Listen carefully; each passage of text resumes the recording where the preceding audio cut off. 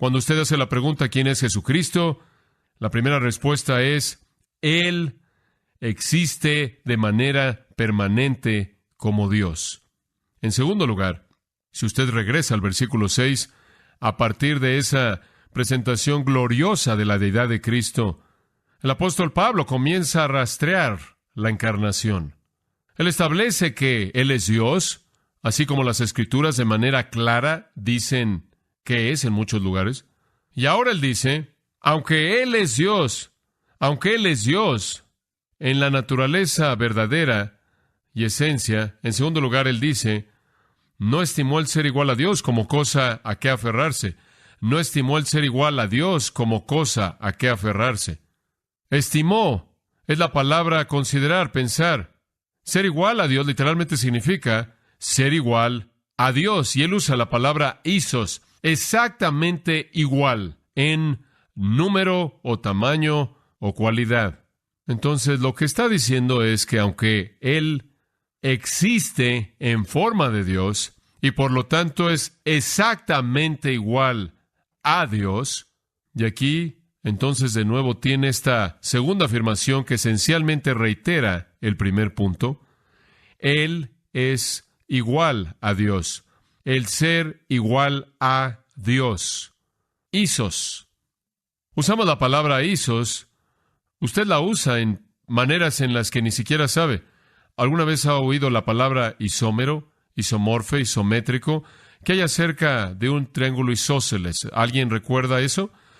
Un isómero es una molécula química que tiene una estructura un poco diferente de otra molécula, pero siendo idéntica a ella en términos de sus elementos químicos y peso. Un isómero tiene exactamente la misma composición química que otra molécula. Isomorfe significa tener la misma forma. Isométrico significa ser igual en medida. Un triángulo isósceles significa que tiene dos ángulos iguales. Jesús es isos con Dios, es igual a Dios. El lenguaje aquí es tan importante. Él, poseyendo la naturaleza misma de Dios, es isomorfe. Es lo mismo que Dios, igual a Dios, pero no estimó el ser igual a Dios como cosa que aferrarse. Y aquí usted comienza a ver cómo la condescensión se lleva a cabo. Aferrarse significa simplemente eso. Comenzó como una palabra que significaba robo. El ladrón entra, se aferra y corre, y se aferra a su tesoro robado. Llegó a significar algo a que se aferraba alguien, algo que alguien agarraba fuertemente, porque comienza con el ladrón que se está aferrando a lo que él ha robado. Jesús, en el ser mismo de Dios, siendo igual a Dios en todo sentido, se rehúsa a aferrarse a esa igualdad. Se rehúsa a aferrarse a los privilegios y los derechos que van de la mano a esa igualdad. Se rehúsa a aferrarse y agarrarse fuertemente a esas glorias celestiales maravillosas.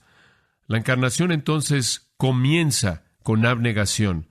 Comienza con Jesús estando dispuesto a dejar ir la gloria que Él tuvo con el Padre antes de que el mundo fuera, la cual es la manera en la que Él lo expresa en su oración en Juan 17. Cuando casi termina, Él dice, quiero regresar y tener la gloria que tuve contigo antes de que esto comenzara. Él no es egoísta, Él es abnegado, y en su abnegación, usted llega a la tercera afirmación, versículo 7, se despojó a sí mismo. En lugar de aferrarse a su gloria celestial, en lugar de aferrarse a sus privilegios celestiales, Él se despojó a sí mismo de ellos. Esta es una afirmación profunda, y es introducida por una palabra griega, la palabra sino, ala, A-L-L-A, lo cual significa no esto, sino esto. El ser igual a Dios no lo llevó a Él a llenarse a sí mismo de estos privilegios, sino a vaciarse a sí mismo. Y en el griego es a sí mismo a vaciarse, lo cual coloca el énfasis en sí mismo. El verbo despojarse es kenao, de la cual obtenemos este gran término teológico, la kenosis. Decimos que la encarnación es la kenosis, el auto vacío de Cristo. Es un término vívido. Él se vació a sí mismo de los privilegios y las prerrogativas y los derechos que eran suyos mediante su naturaleza divina. En un acto de renunciación personal y en un rehusarse a aferrarse a aquello a que tenía el derecho a tener. Él se rehusó a aferrarse a ello para su propio beneficio, sino que se vació, se despojó a sí mismo para beneficiar a otros. Ahora, por favor, entienda, cuando dice que Él se vació, se despojó a sí mismo, no significa que Él se vació a sí mismo de su deidad. Él no le dijo a nadie, solía ser Dios, pero ya no soy Dios. Él no se vació a sí mismo de su deidad. Él habría dejado de existir. Esa es su naturaleza y eso es incambiable. Él es y siempre ha sido y siempre será Dios. Y debido a que Dios no puede morir y Dios es eterno, Él es Dios eternamente y nunca es menos que Dios. Inclusive cuando Él estuvo en la tierra, Mateo 17, Lucas 9, registra que Él llevó a sus discípulos a un monte y en una ocasión Él hizo a un lado su carne humana y la gloria brillante, la luz refulgente de Dios fue manifiesta. Pedro, Jacobo y Juan estuvieron ahí y se cayeron en un coma traumatizados por lo que ellos vieron. Él desplegó su doxología. Él desplegó su gloria. Él nunca intercambió la deidad por la humanidad. Él no cesó de ser Dios. Inclusive, mientras que estaba colgando en la cruz, en medio de su sufrimiento, inclusive en los momentos cuando Él estaba bajo el juicio de Dios, su Padre, inclusive cuando Él estaba llevando el peso del pecado y la ira de Dios en contra de ese pecado, Él no, ni siquiera por una milésima de segundo, dejó de ser el Dios poderoso mientras que Él estaba colgando en esa cruz. El punto es, no que se despojó a sí mismo de deidad, sino que Él no demandó sus derechos como deidad. Él usó a un lado sus prerrogativas, sus privilegios, sus derechos. En Juan 17, Él dice que Él hizo a un lado su gloria celestial para venir a este planeta manchado de pecado. En Juan 5, Él dice que Él hizo a un lado su autoridad independiente y Él actuó únicamente según la voluntad del Padre. Él hizo a un lado sus prerrogativas. Cuando Él dijo que yo tengo el derecho, yo tengo el poder, yo tengo la autoridad, la potestad de hacer cosas que no hago debido a mi humillación, debido a que Él de manera dispuesta se había humillado a sí mismo. Él hizo a un lado cosas a las que Él tenía derecho. Él hizo a un lado cosas que le pertenecían a Él. Por ejemplo, Él dijo, pero del día y la hora cuando Él regrese, nadie conoce, ni siquiera los ángeles del cielo, ni el Hijo. Él hizo a un lado la prerrogativa de la omnisciencia en ocasiones, y después en otras ocasiones Él conocía lo que estaba en el corazón del hombre porque Él era omnisciente. Él autolimitó su omnisciencia, Él autolimitó su omnipotencia, su gran poder. Si Él quería, Él pudo haber llamado a una legión de ángeles para rescatarlo de la crucifixión, ¿verdad? Pero Él no hizo eso. No era que Él dejó de ser Dios, sino que Él hizo a un lado las prerrogativas de la deidad. En el cielo Él fue rico, pero por nuestra causa se volvió pobre. Él se despojó a sí mismo de las riquezas del cielo. Él se despojó a sí mismo de la compañía constante de los ángeles santos y descendió cuando Él estuvo rodeado de manera constante por demonios. Él inclusive descendió al punto de soportar una relación desfavorable con el Padre cuando lo único que Él había conocido era un amor eterno y divino. Esta es la razón por la que Él clamó, Dios mío, ¿por qué me has desamparado? Sin embargo, en todas las cosas que Él hizo a un lado, Él siempre fue Dios. La siguiente afirmación explica este autodespojo. Dice en el versículo 6, no estimó el ser igual a Dios como cosa que aferrarse, sino que se despojó a sí mismo, tomando forma de siervo. Esta es la naturaleza del autovacío. Es un tipo de servicio, es un tipo de esclavitud. Paradójicamente, Cristo, quien es Dios y nunca cesa de ser Dios, se vuelve el siervo de Dios. Y Él dice, yo solo vine a hacer lo que el Padre me muestra que haga. Yo solo hago lo que el Padre me muestra que haga. Lo que el Espíritu hace a través de mí. Su kenosis. No fue una subtracción de su naturaleza, sino que fue una subtracción de sus privilegios. Él voluntariamente se convirtió en un esclavo. ¿Ve la palabra forma ahí? Tomando forma de siervo o de esclavo, doulos. Forma es morfe de nuevo. Él no nada más superficialmente tomó la forma de un esclavo. Él no se vistió como un esclavo y actuó como un esclavo o siervo.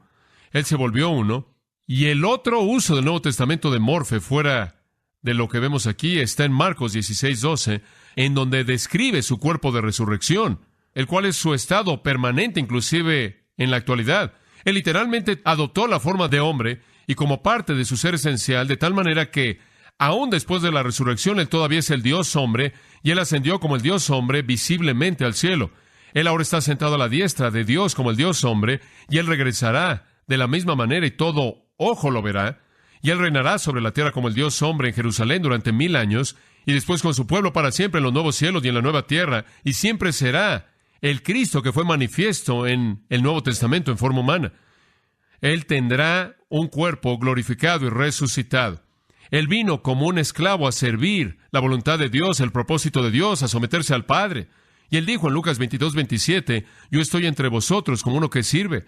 Y Él dijo en Mateo 20 y Marcos 10, el Hijo del Hombre no vino para ser servido, sino para servir y dar su vida en rescate por muchos. Y su servicio fue hacia Dios. Él se volvió el esclavo de Dios, el siervo de Dios.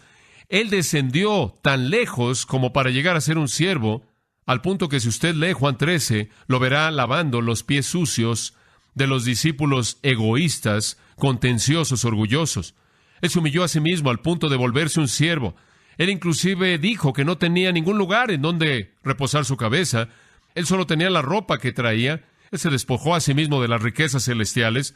Él siempre ha estado tomando cosas prestadas. Él tuvo que tomar prestado un lugar en donde nacer. Él tuvo que tomar prestado un lugar, dijo él, para reposar su cabeza. Él tuvo que tomar prestado un barco en que navegar y del cual predicar. Él tuvo que tomar prestado un animal para entrar a la ciudad de Jerusalén. Él tuvo que tomar prestado un aposento para la Pascua. Él tuvo que tomar prestado una tumba en la cual fuera sepultado. Él, de toda la gente que jamás vivió, tuvo los más grandes derechos, pero los hizo a un lado. Él es el heredero al trono de David. Él es el Rey de Reyes y el Señor de Señores. Pero Él vino a servir a su Padre y a aquellos que eran los hijos de su Padre por fe. Y eso no es todo. Versículo 7 también dice, vaciándose a sí mismo, tomando la naturaleza esencial de un siervo, hecho semejante a los hombres, y el lenguaje aquí de nuevo es muy importante, hecho semejante a los hombres, homoíos soy mate, significa que a Él se le dieron los atributos esenciales de la humanidad, a Él se le dieron los atributos esenciales de la humanidad. Él era humano en el sentido más pleno y verdadero.